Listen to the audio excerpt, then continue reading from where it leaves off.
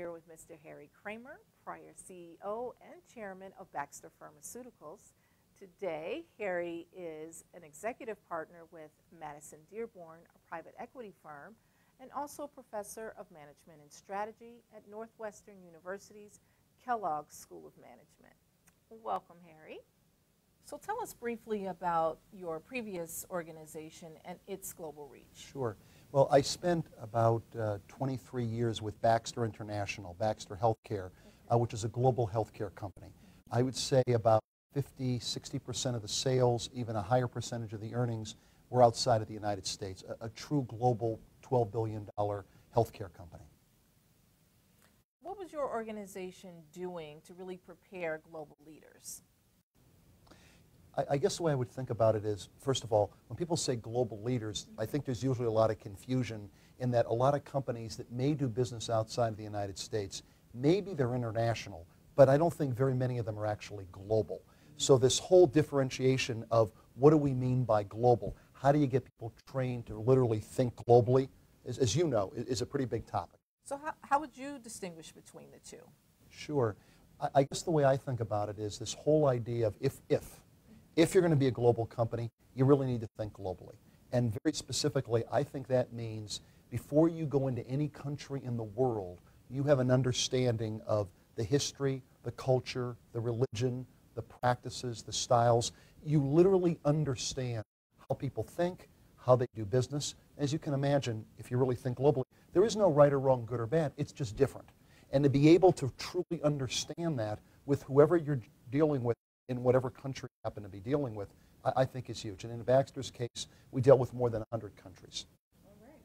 Is there a personal bias you've had in the past that you've since overcome that's really impacted your ability to lead?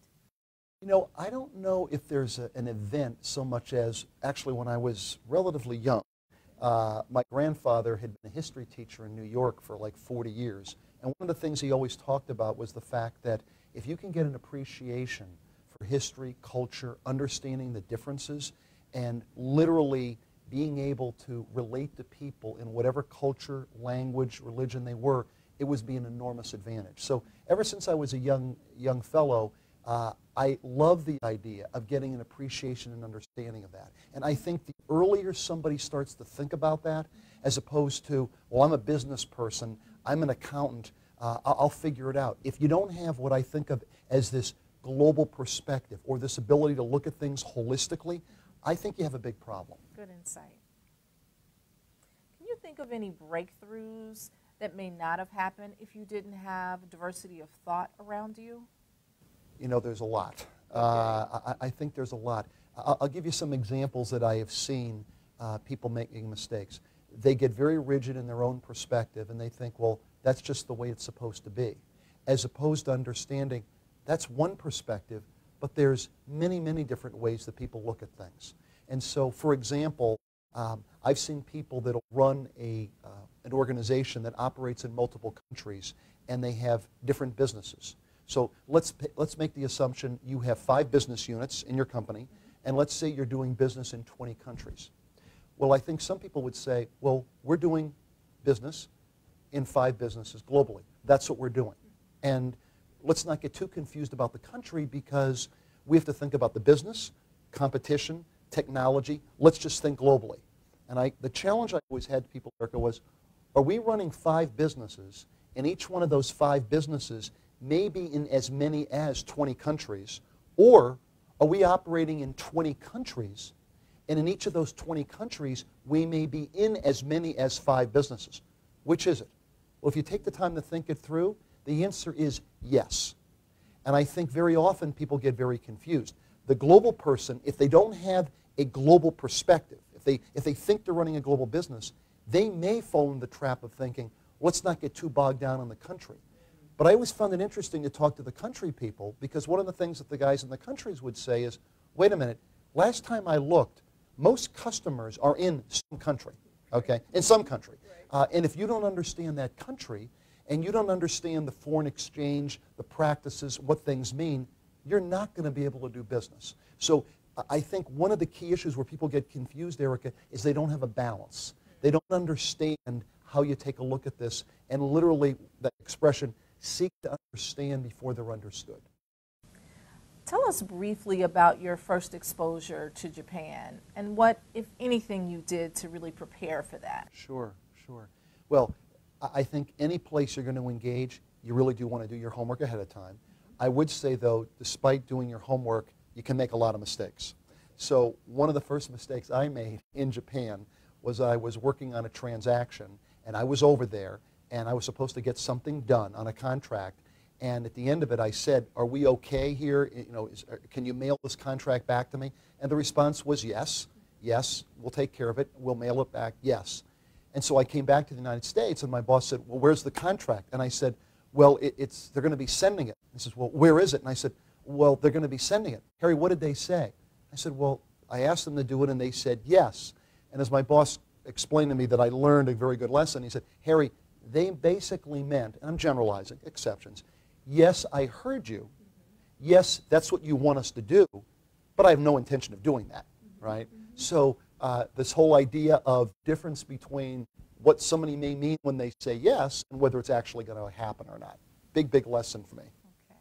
You know, if we stick with Japan for a minute, and I know I repeat myself thinking about understanding the history, understanding the culture, understanding why people think and do things the way they do.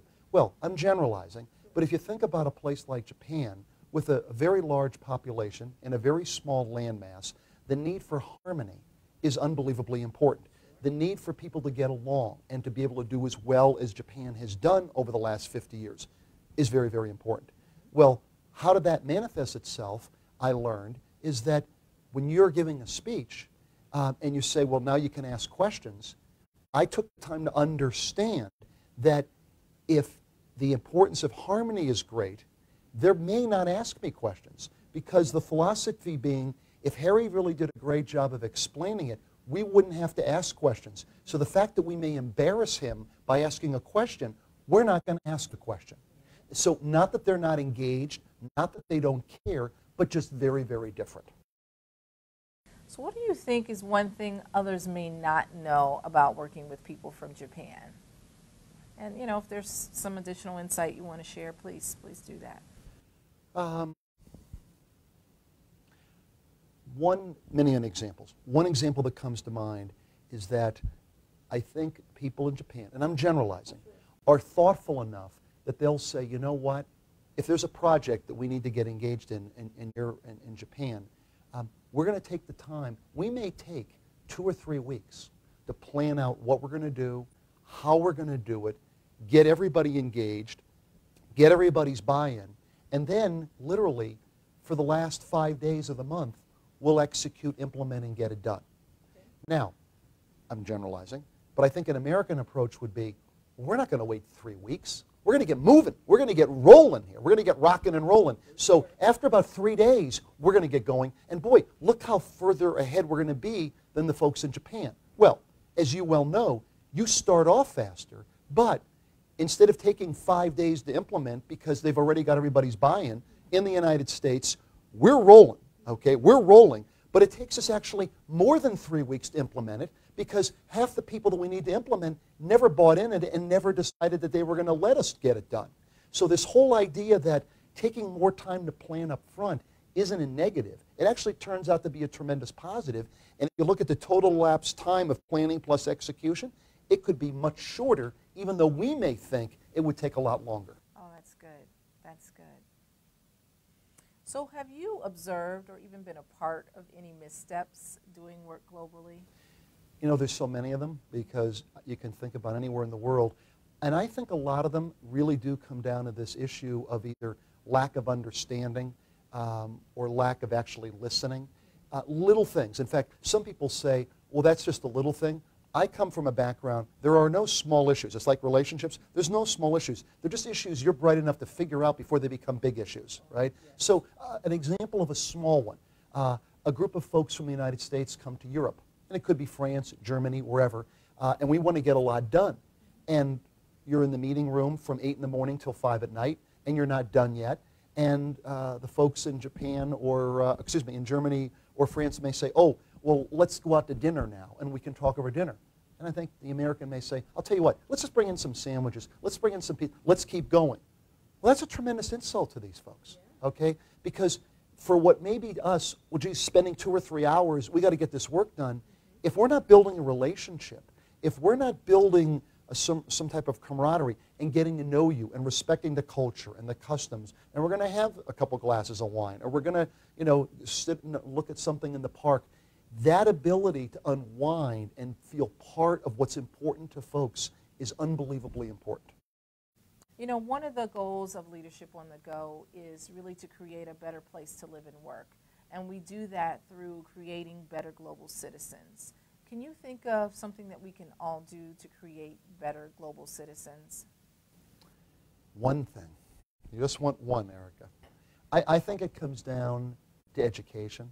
I think it comes down to, if you're going to visit a country and pick the country, to take the time to understand the history, the background, the culture, the customs, the religion, so that when you're there, you're not coming across as an ignorant, American, or, ethnocentric, where, well, wait a minute, this doesn't make sense. Well, does it not make sense because it doesn't make sense? Or does it not make sense because it's different and it's not something you've ever related to because you've never studied it? So I think simply doing that goes a very, very long way. Yeah, I like that. Can you give me an example of an innovation or some sort of breakthrough that came from someplace else, maybe a different culture or country or religion? One of the things that comes to mind, and again, I think it's sometimes an American bias that, boy, if you're going to do something significant from an innovation or significant improvement in cost structure, that it's going to come from a really wealthy country or someplace with significant high technology available. In some of my experiences, we had, and for example, in Mexico, we had a manufacturing facility where understanding the teamwork in the facility, understanding how people educated one another, understanding that, hey, if we were going to significantly reduce the cost of this product, and as a healthcare product, obviously, as you can imagine, you need to keep a very high quality, that yes, in fact, we could do both. And here was a plant in Mexico that some people would say, well, geez, we learned very much. It turned out to be the plant around the world that people would come to visit to understand, because of their teamwork, their ability to take very simple processes, because they didn't have a lot of other more sophisticated, and they found ways to significantly reduce the cost, improve the quality, be highly innovative, and set an example for plants all around the world. And what do you think are maybe the top 3 tips you might share with someone who is new to global responsibilities? 3 tips. I guess along the lines we talked about, I would almost view it as 3 tips. I now, if I role play this thing, you're my boss and you've said, Harry, you're now responsible for Latin America. Yes. I would say sort of the 3-step process for me would be, number 1, educate myself, really educate myself. Number 2, physically get down there. I think some people would say, oh, I'll call the people, I'll send them an email. No. We're going to get down there. We're going to be face-to-face. We're going to break some bread together, maybe a little wine, whatever, and we're going to get to know one another. And then the 3rd piece, I'm going to spend the great majority of my time in the first couple of meetings listening. All right? Sometimes I think in leadership people talk about the fact, well, I need to figure out a way to adequately communicate to you. No, you know what? 95% of leadership is listening. So the idea that I'm going to educate myself ahead of time, I'm going to get down there and spend time with you, and I'm going to listen. Why do we do things this way? Would there be better ways to do them? Are there things that I can do as the leader sitting in the United States or whatever that I could help you be more productive in Brazil, in Peru, in Bolivia, wherever we happen to be?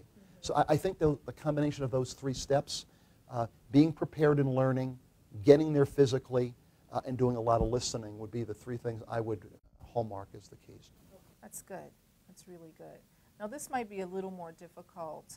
Can you think of 3 tips that you might share with a global leader that's a little more seasoned, feels like they've been out there for a while? I guess my quick reaction, Erica, I think it'd be the same 3. I may be at a different level. I may now be the CEO of the organization or an executive vice president, but I don't think you ever stop learning. I spent as much time when I was the CEO trying to learn about the key things that made a country work. And that, again, that idea of no matter what your role is, you've got to get there. And I really believe even when you're the CEO, the great majority of what you need to be doing is listening. You will make the final decision by definition because you're the leader, but you're going to make a much better decision if you've taken the time and people really feel like they're being heard. Because if you think about it from a leadership perspective, people have really thought this through. I would say very few leaders that have really thought this through believe they know the answer or they come up with the answer. But if I've got enough good people and I'm spending enough time listening, Joe, what'd you say, Bill? Erica, wait a minute. What did Erica say? I think that's it. You recognize it, but you only recognize it if you're listening. And you're only going to tell me if you think I'm really to the point where you feel like you're being heard. Right? Because if the last time I changed my mind was 20 years ago, why are you going to waste your time even trying to tell me what your opinion is? So I think that'd be a big part of it. Okay. That makes a lot of sense. That makes a lot of sense. Well, Harry, thank you so much for your time. I hope we get a chance to do this again. Absolutely. Good luck. Nice to meet you.